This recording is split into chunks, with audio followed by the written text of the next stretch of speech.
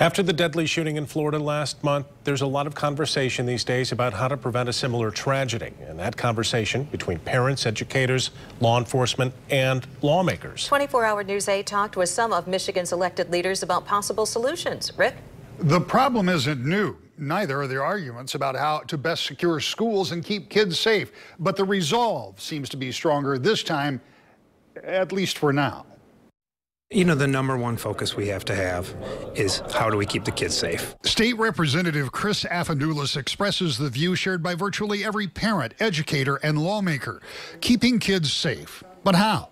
Congressman Bill Huizenga says it's not one size fits all, and it starts with what individual school districts and parents want. You've got schools that have expressed to me, we're comfortable having an armed police officer in the building, or armed, whether it's janitorial staff or others who are properly trained, others who say, no way, we don't want anything to do with that.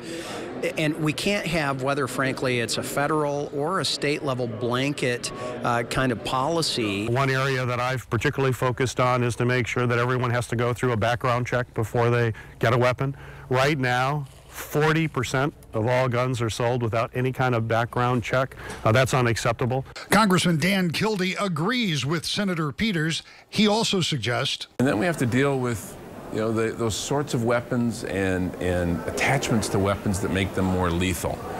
Assault weapons that are really weapons of war, or high-capacity magazines that turn a semi-automatic weapon really into a killing machine.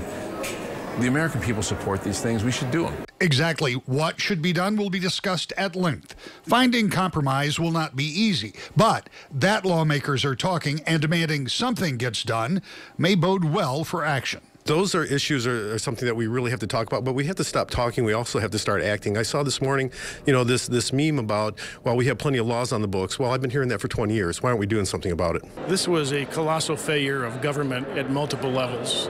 And so now I don't think we can any longer wish it weren't true and wish it would go away. It's the reality of we're living in a world where evil exists.